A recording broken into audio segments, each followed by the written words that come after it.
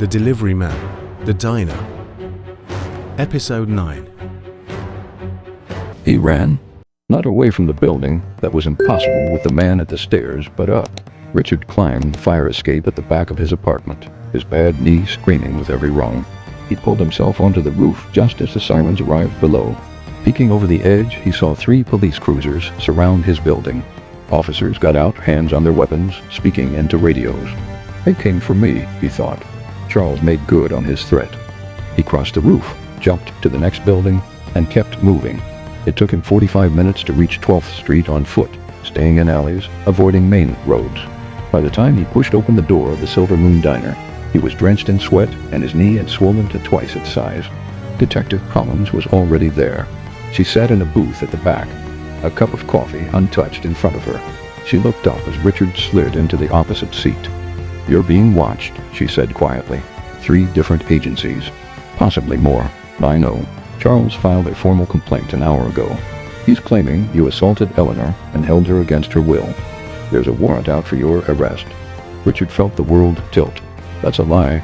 You know that's a lie. Collins nodded. I know, but knowing and proving are different things. Right now, the only person who can clear your name is Eleanor, and nobody knows where she is. Richard pulled out his phone and showed her the PDF. I know where the truth is. Collins read the first few pages. Her face didn't change, but her hands tightened around the coffee cup. Where did you get this? Eleanor sent it to me. Before she left, Collins looked up, her eyes sharp. Richard, this document is a nuclear bomb. If it's real, it doesn't just expose Charles, it exposes half the politicians and judges in this city. People have been killed for less. Then help me get it to the right people. Collins leaned back. I can't. Not officially. But I know someone who can. A journalist. Her name is Maya Reyes. She's been investigating the Vance family for 3 years. She's the only person I'd trust with something like this. She wrote an address on a napkin. Go here tomorrow at noon. Ask for Maya. Tell her I sent you. And Richard? She reached across the table and grabbed his wrist. Don't show that document to anyone else. Not the police, not a lawyer, not even your mother. If Charles finds out you have it, he won't try to buy you again.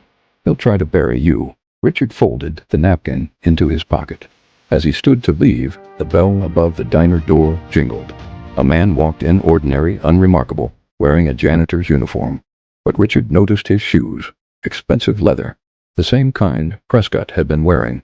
The man didn't order anything. He just sat at the counter, pulled out a newspaper, and began to read. Richard's blood went cold. The newspaper was upside down. To be continued in the next episode.